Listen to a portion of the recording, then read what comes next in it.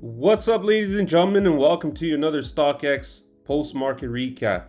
So to this week, the Discord is live and open for all members, and we're doing a little, special thing that we haven't done ever before. So if you guys are interested, check out our free Discord, join this week, or else this trial will no longer exist.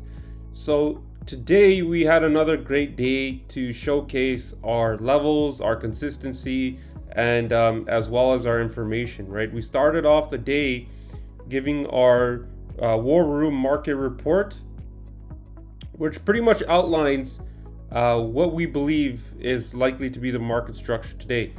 The market structure planning ahead is very crucial to our success because it allows us to pretty much understand what the key risk factors are, levels, and set aside capital on plays that can potentially work. So besides that here, we pretty much talked about what the call gamma is. Pretty much SPX had to hold 62.45, 62.50 in order for the market to be in the realm of the bullish upside. That's exactly what happened. And we also mentioned that the call gamma is at 62.70.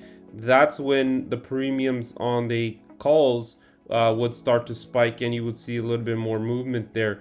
The put gamma here, we pretty much mentioned how far along it can go. And based on all this summary here, we give a neutral gamma, which pretty much talks about where the market is set to be neutral.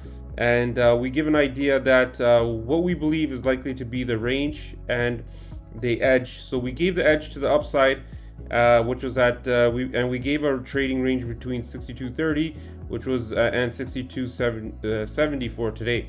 Now on the post-market report here, we gave a perfect analysis where the range was basically 62.39 and 62.73. So the bottom was within the range and the top was only off by 3 points, which was pretty much perfect and in line. And our analysis at the edge and the upside was also correct.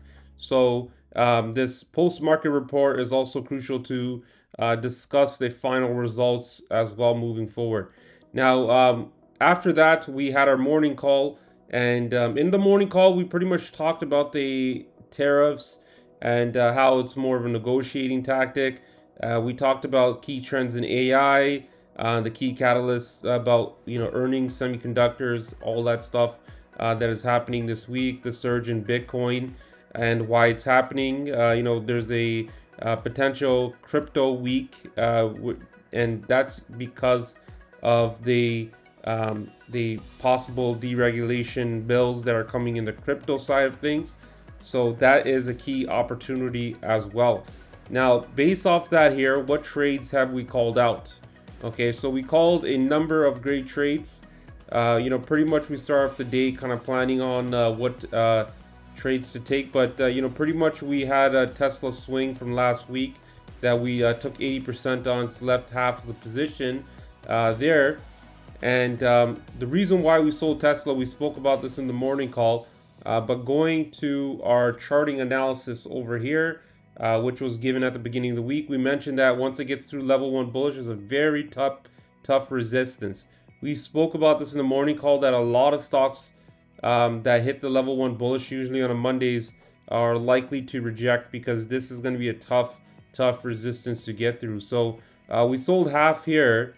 And the reason why we didn't sell the full position is because Elon Musk recently hinted that that Tesla may invest into XAI, which makes Tesla more into a AI company, and it may surge off that evaluation. Okay, so that is bullish news, and it can even come out even more. So if we do get that shareholder vote that approves of that XAI investment, which is pretty sure it's likely to happen, you're going to see that rip. And the key thing to remember here is that Tesla is integrating Grok into their FSD, so that is good to know, and in their vehicles, right? So that can have a huge positive development for Tesla. and can cause the stock to really go here. Okay, so that was we wanted to take that because we knew that Tesla this week, we have a lot of time, can go to 340. It did eventually go back to break even after stopping around there, so we sold it at near the highs. But it's always important to remember that you want to follow your account management process. If you've been profitable in the past or whatever the case is, you know, profitable for the year, it's okay to hold some trades that have potential. We also tried to get MSTR 470 calls at 1.6. It didn't get there. The premiums did drop on that. It was around 5 and it went down to a low close to 2, which was very close to filling here. We did tell everyone in the chat as well that pretty much told everyone in the chat that MSTR, when it hit our inflection point over here, I said that it's likely to see our pre-market low. Okay, so at that time it was at 447.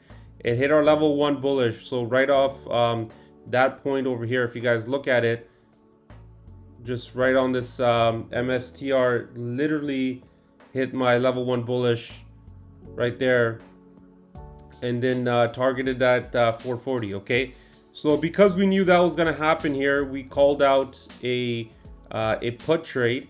Okay, so going into the chat here, I talked a little bit about that the premiums on the calls are likely to go down, and as a result means the stock's going to go down as well.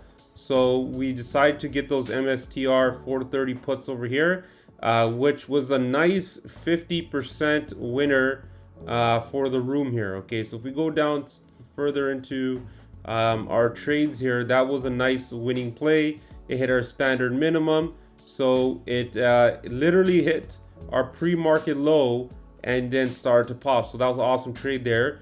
I was considering taking profits at that point, but I decided to hold it because I only have 5 contracts. It did end up going to break even, but the premiums on the downside are holding. So if this level does not break through by tomorrow here, you might see so you might see MSTR potentially going back to 430 here, and it might chop around here for a bit.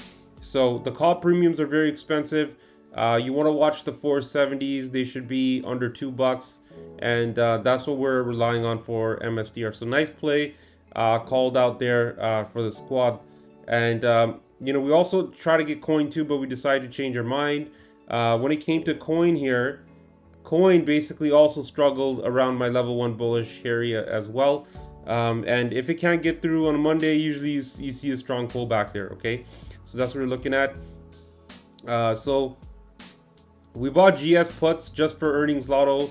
GS also was pretty much at our level 1 as well. It slightly went above here, but this is all about earnings, right? So because GS is at all-time highs or trading close to there, you know, playing earnings on this may work. So we like the downside better for this, and we're looking at it closely.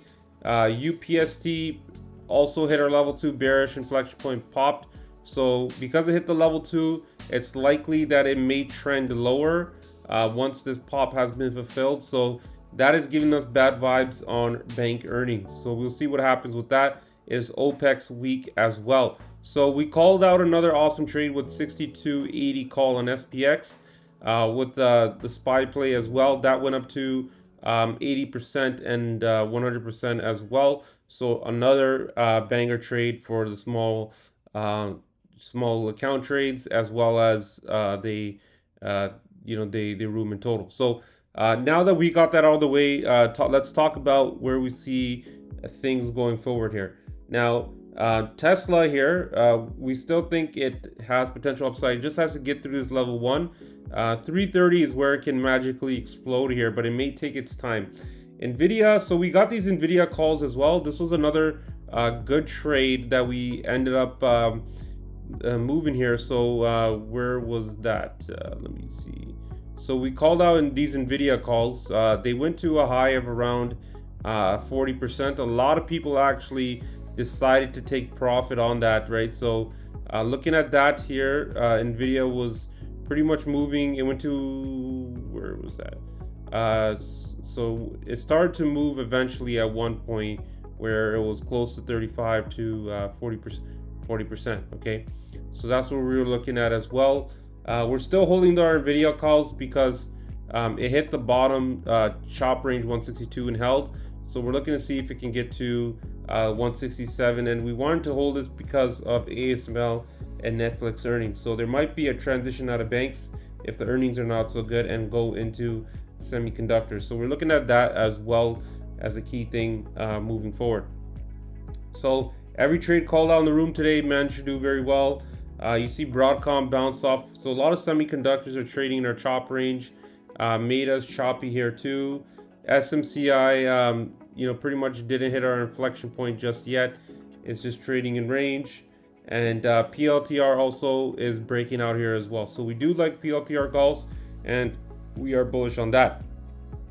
So we'll leave it at that for now. Just remember, bank earnings are there. I believe that bank earnings are probably going to be weak. So we'll keep an eye on that.